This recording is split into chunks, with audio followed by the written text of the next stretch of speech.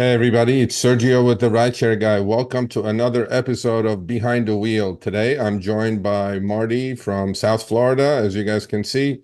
Marty, welcome. Thank you. Pleasure to be here. Yeah, I mean, look, I wanted to do this for actually I rushed Marty into this because I think it's super timely. And he, sent me an email about last week and had a letter attached to the CEO of Uber, Dara K. And what better way than have the man himself read the letter to the CEO of Uber? And but we're not going to get there yet. We're going to have you watch it for about 10 minutes to talk about who he is, what he's done before, how long he's been driving, all that good stuff. So, Marty, with that said, introduce yourself, please. Hi, Marty Rosen. Well, no last name, so sorry. That's okay. I'm a former manager of logistics and operations and warehousing for about 25, 30 years and started doing rideshare back when it first came down here in Miami, Fort Lauderdale area. And it was a great, great way to make some additional cash. Uh, we could work Friday, Saturday night, make a few $100s, literally going from ride to ride to ride. And the only time it would be empty would be when we didn't have a rider in the car and we were heading to the other ride. Um, I've been involved with rideshare riding on both platforms, Uber and Lyft. Um, and it's become my primary income. I Okay. decided to get away from babysitting children in adult bodies, and dealing with somebody who would say to me, "Oh, you can't take that vacation next week. We have a project that's due." And I just decided, my wife and I decided that I'll just start doing this full time. Yep. And it's become a full time, unfortunately, 60 plus hour a week because of the way we're compensated. Okay. Uh, Well, we'll but get into that. I like the driving except for the traffic. Yeah, we'll get into that, all that. But so it's 2013, you said, right? They've been down here just about 10 years now. Yeah. 10 years? Okay. So you're one of the first drivers that signed up to do this, and then from part-time you converted into full-time driving. So you've seen the good, the bad, the ugly. And what period are we in now, do you think? I think we've plateaued. I don't see any new things coming to be. It's a scenario of it's an accepted standard rideshare, which is nice and it's very convenient to a lot of people, especially to those of us. I live in an outlying area of Fort Lauderdale, and you don't see cabs out here Okay. unless they've dropped off somebody from the airport. And even if they have, they're not receptive to getting rides back to the airport or to the coast, which is where we make our principal income because we are such a year-round tourist and business atmosphere. Yeah. So it's a challenge, and it's becoming more of a challenge from the driving standpoint. Um, those of us who survived COVID are finding our insurance going up. The price to maintain my car has gone up. As I mentioned in my letter, which you'll hear, I mean, I'm almost paying Uber to drive for them. It's not a Yeah. scenario of them compensating me for my time, for my vehicle. It's my private vehicle, and I financed it because uh, it didn't make sense to lease any of these vehicles. And I'm making a good living, but 60 hours a week. Yeah. I'm not used to working that much, and you can see I'm a little older, and it's taking a toll on me. Yeah. What kind of car do you drive, by the way? I have a Hyundai Santa Fe 22 hybrid. Oh my God, I had that. I just let that car go. I had the exact same car. Um, I love it. It's for me down here, the 95 from on Interstate 95, we have HOV lanes and they're free for the hybrids. yeah. So I can be down from Fort Lauderdale to Miami in probably a third less time at no cost. Yeah. No, it's a fantastic car. And so you're in the right car. You said you're driving 60 hours. That's plenty, right? And how's the market? I mean, look, we obviously you have upfront fares, right? They introduced upfront fares a year and a half ago or so nationwide. Right. What is your opinion of upfront fares? Have you seen an increase in your earnings or a decrease in your I earnings through have definitely upfront fares? seen a significant decrease, as I mentioned in the letter, which we'll hear later, Yeah. probably 17 to 20, 22% less per week. Okay. And it was very sudden. And for them to tell me otherwise, they're insulting me. Okay. Well, I mean, obviously you're an In their intelligent letters and man. their notes to us, they said, "Oh, you should not see any decrease, if any, Yeah. and it'll be." Well, upfront fares came with, you'll make a little bit more on short trips, you'll make a little bit less on long trips. I'm not buying it. I mean, it's kind of proven now over the last year and a half that specifically long trips, even with your car, Yeah, may not be worth it any longer. But I want to also hit you on a different subject just for a couple of minutes. sure. I mean, we do it on our show almost weekly now about illegal drivers or illegal accounts or illegal aliens driving. I'm sure Florida is no shortage of migrants, right? Have you seen an overflow of drivers in your area with that in mind, or do you think I can't say that I've seen it, but I've heard the complaints from the riders, um, that they've had drivers that don't speak English. Um, Hispanic, it's a Hispanic population down here, yeah, and in my county, Broward County, which is just north of Miami-Dade, it's significantly non-Hispanic, and the riders are getting very frustrated by it. yeah, They'll ask me if I do private work, which I'm looking into because of it's Uber and Lyft are forcing me to, yeah, because they want people that they know they can trust, that can speak their language, and trust what get from point A to point B.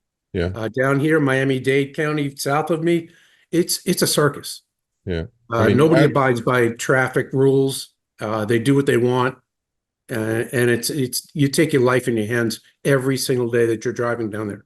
well, absolutely, yeah, because what I've said previously is that the risks of driving thousands of miles a month, right, is not commensurate to the pay any longer. It used to be, like you said, it was great money. And obviously, we do our surveys on the RideShare Guy, and the top complaint is earnings, money, right? And the companies say one thing, and then, I mean, I don't know, we have over 250,000 members. I Everybody's complaining about earnings. So, I'm taking the side of the drivers, obviously, on that issue. But so what caught my attention when you sent me that original email, you had an attachment to it, and unlike a lot of people think that I don't read every email, I read every single one. And you know, I don't I try to respond to all of them, but now I'm overwhelmed with a couple thousand a week.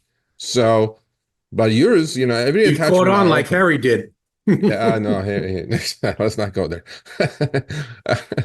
uh so I think it's worth it though, Marty, because that's how you build a community, right? Because I don't think people were used to, until I showed up, I don't think people were used to having their emails returned with an answer, with a proper answer anyway, right? Right.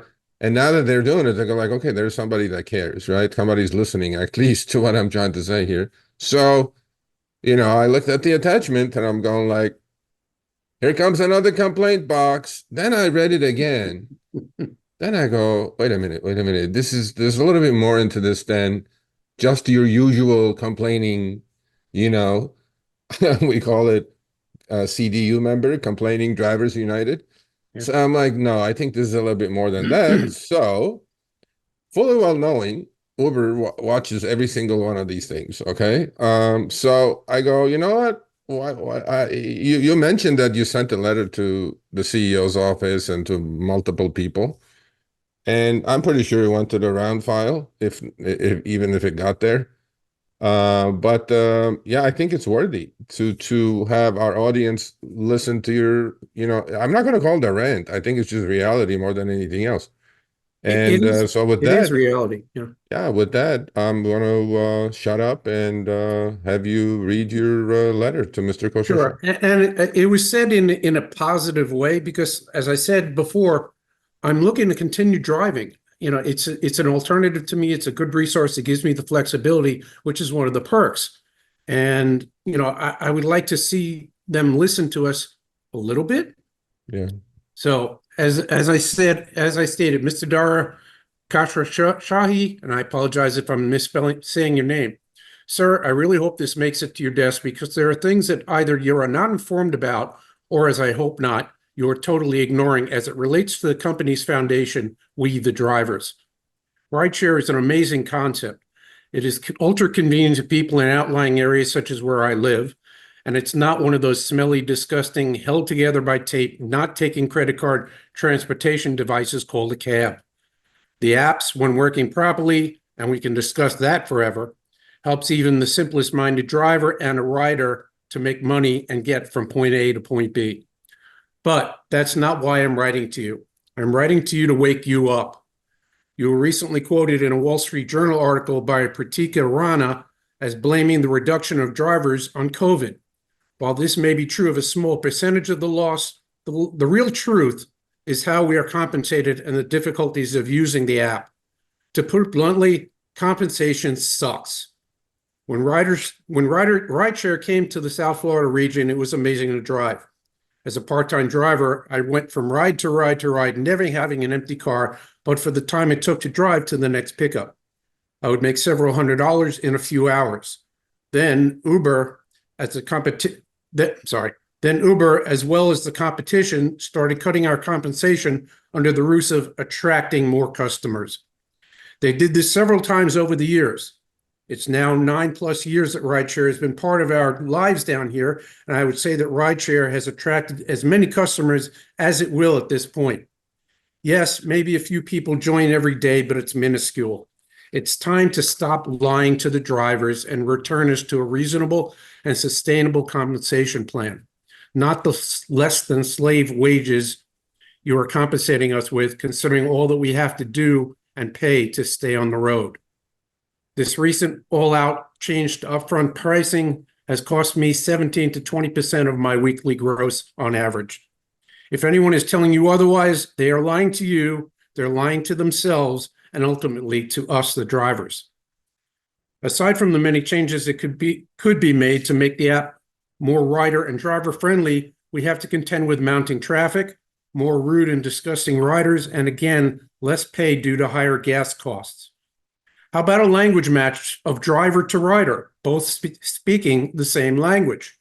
Here in South Florida, Spanish has become prevalent. I don't speak Spanish, and mucho riders and drivers don't speak English. I routinely hear from riders that their previous riders did not speak a lick of English, so they say.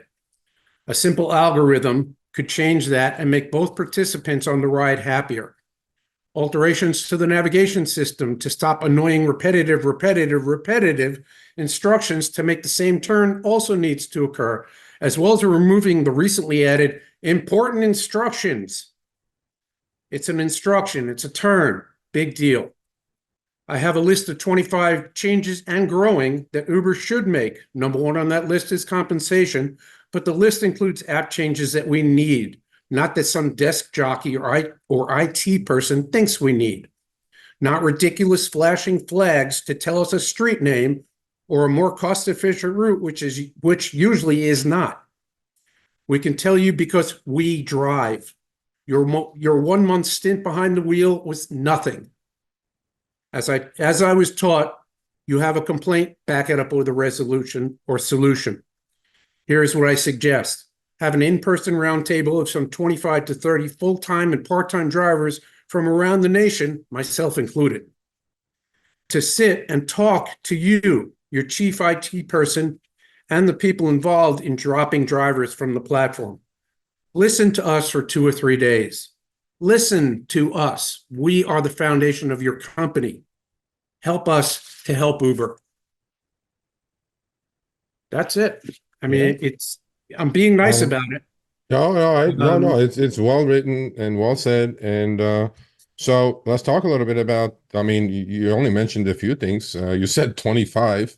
There Uh, are other things. All right, here's another example. These regional talk to your rep Zoom calls. They're a joke. They listen to us and do the. I've never seen anything done that have I've heard mentioned in any of the calls.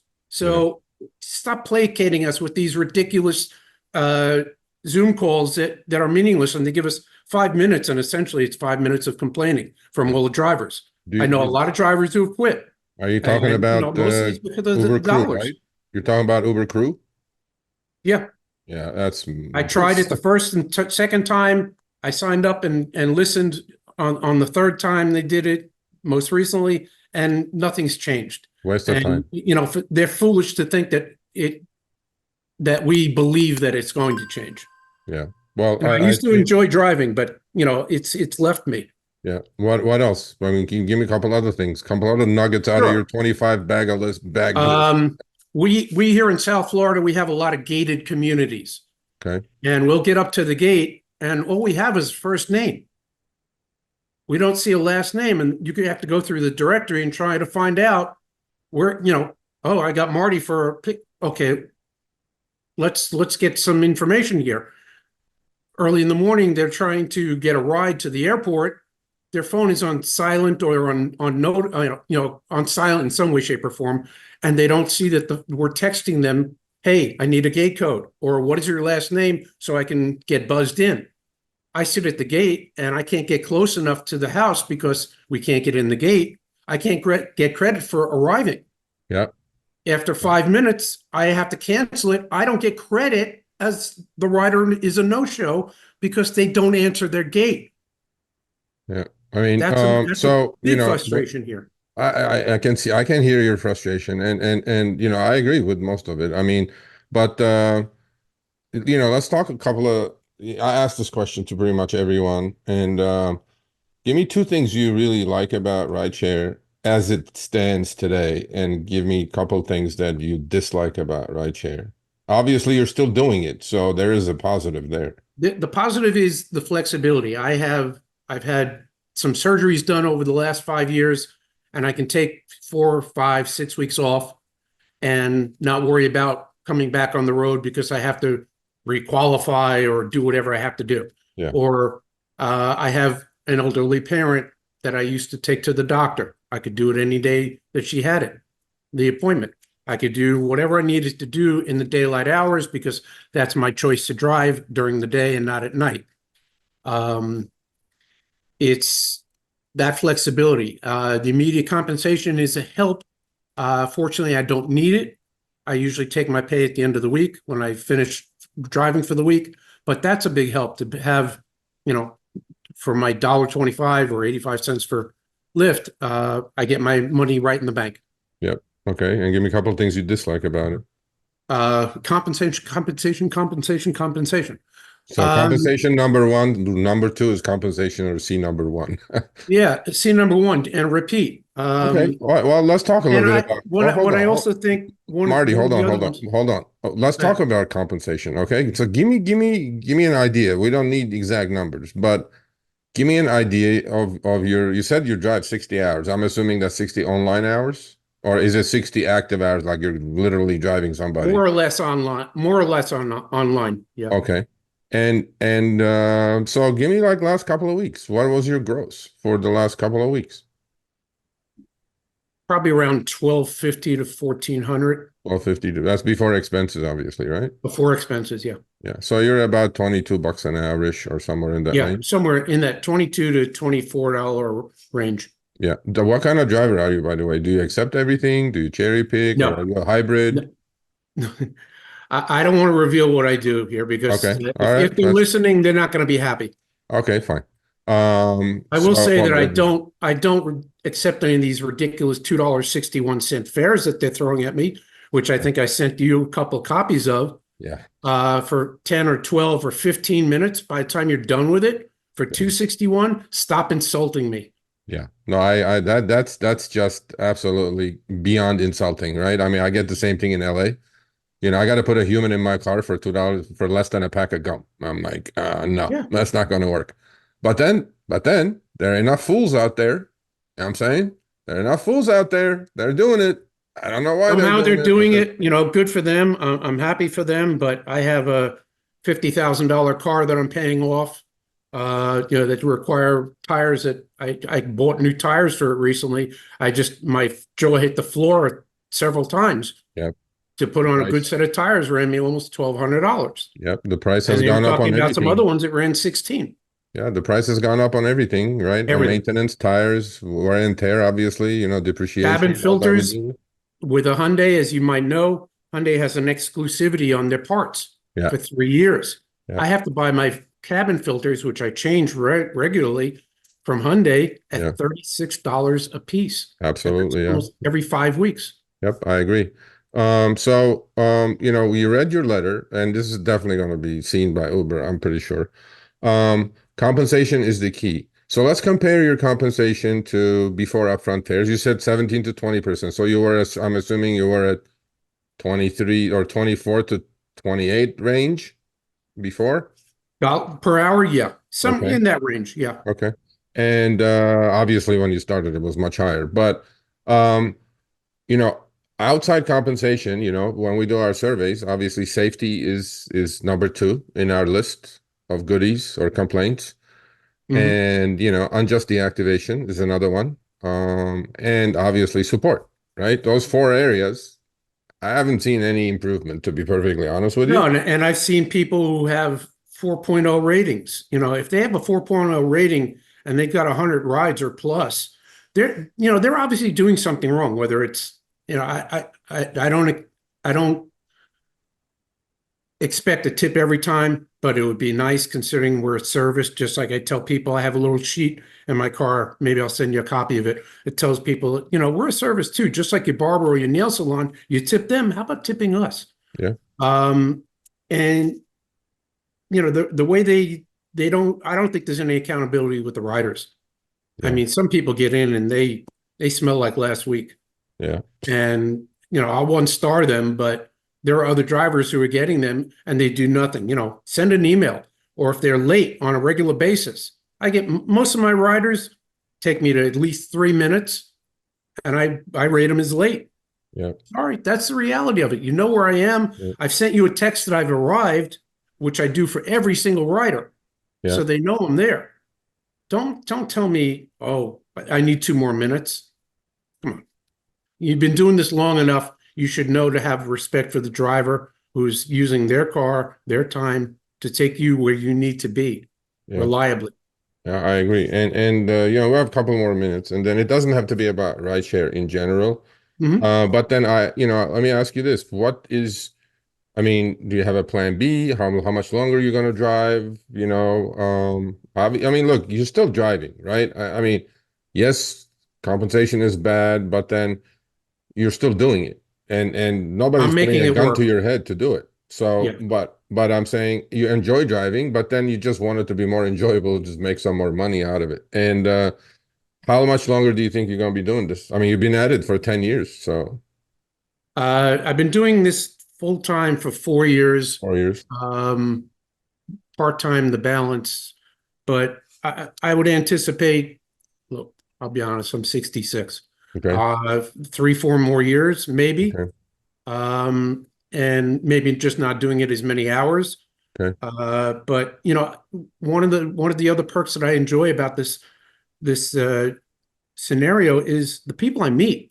I Yeah. meet a lot of interesting people. Yep. I've met sports figures. I have met agents. I've met people from Miami-Dade Department of Transportation who have answered questions about why is there no more mass transit. We have virtually no trains down here. Yeah. And other people who are, some are friendly, some are not. Yeah.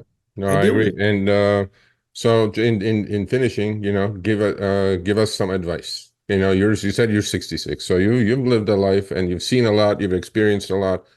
Advice doesn't have to be about rideshare, but if you want to do rideshare, go at it. But in general, give us, you're a wise man, so give us some advice. Give our audience some advice. My advice is do what you're comfortable doing. Don't make it a strain. With us, with this rideshare, it's becoming a strain, and that's why it. I'm deciding, in the next few months if I want to continue doing this. Okay. I'm of retirement age and I don't want to sit still, but I really don't have anything else to do Yeah. other than annoy my wife, and she won't have that. There's always golf. I have two replacement shoulders. I don't Oh, golf anymore. never mind. That's out of the question. But be persistent, and it does work well. Rideshare is a good concept. But if they come back to us and offer us a little more, I'll stick it out. I'll do it for another 5 years. Okay. But I can't continue doing it at the pace that they're literally draining blood or bucks from my pocket. Yeah. All right. Well, I think we're going to end it here. Here's Marty from South Florida, and Mr. Koshashai. Drive safe, guys. Thank you. Listen to your drivers. That's all I can say. And I hope they do. I well, really hope. you know what? To be honest with you, they are listening. It's just that um, they don't act fast. And the other thing is that they have so many drivers, Marty, doing it voluntarily that they go like, why do I have to pay you more? I mean, you don't want to do it, don't do it, right? But it shouldn't be like that because you're a top-rated driver, right? You're providing a service to their customers, right? And you're the face of Uber in that car for that 15, 20 Sure. minutes. It's not Mr. And Koshashai. bottom line, Dara he has responsibilities. This is now a publicly traded company. Yeah. And I don't know that they've showed a profit ever. Hocus pocus. Whatever it is, I don't know how they've survived this long, but they haven't, to my knowledge, they haven't shown a profit. Yeah. And he's gonna be held accountable, or he's gonna be, running some other company into the ground. Well, that remains to be seen, but here's Marty from South Florida. Thank you for doing this with me. I appreciate it. Aloha. Thanks for watching this episode of Behind the Wheel on the RideShare Guy. We've been doing these interviews for the past 6 months with very successful drivers from different cities around the nation. Click here for another episode. Make sure you subscribe and turn on all notifications for other episodes of Behind the Wheel, as well as amazing content on our channel.